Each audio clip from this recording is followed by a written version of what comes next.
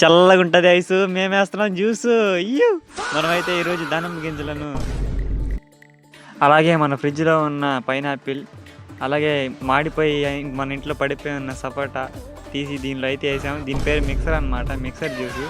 So ముందుగా మనం ఏంటంటే మిక్సీ గిన్నె తీసుకొని దీనిలో నీళ్ళు పోయాలి. నీళ్ళు పోసిన తర్వాత కొంచెం మాదైతే ఇరుక్కుపోయిందిలే ఐస్ గడ్డ ఇందులో అంటే చెంబులో ఎంత కొట్టినా రాలేదు. దాల్ కొట్టిని తీసుకున్నాం. దాల్ కొట్టిని అంటే పప్పు గుత్తిలే. అది తీసుకున్న తర్వాత ఐస్ని అయితే పగలు కొట్టేసాం. ముందుగా మిక్సీ కాదులే, మిక్సీ గిన్నెలో ఐస్ వేసాం.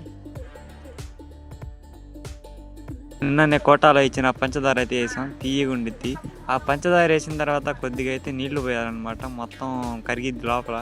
కరిగిన తర్వాత ఇంకేం లేదు, మిక్సీ జారి పెట్టి మిక్సీలో పెట్టి తిప్పితే గ్రర్.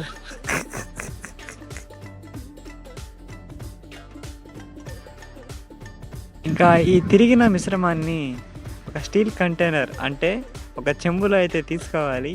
ఆ చెంబులో పోసుకున్న తర్వాత గ్లాసులు అయితే తెచ్చుకోవాలన్నమాట. 4 గ్లాసులు అటు ఇటు తిప్పాలి. లోపల ఏమైనా ఉంటే మొత్తం తిరిగిద్ది.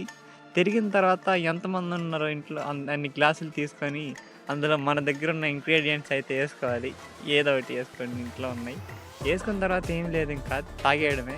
తాగితే టేస్ట్ అయితే ఎట్లా ఉందో తాగి చెప్తాను, ఆగండి. వావ్, మామూలుగా లేదు. మన వీడియో కానీ మీకు నచ్చినట్లయితే ఒక లైక్ చేసి ఫాలో చేసి కొంచెం సపోర్ట్ చేయండి ఫ్రెండ్స్.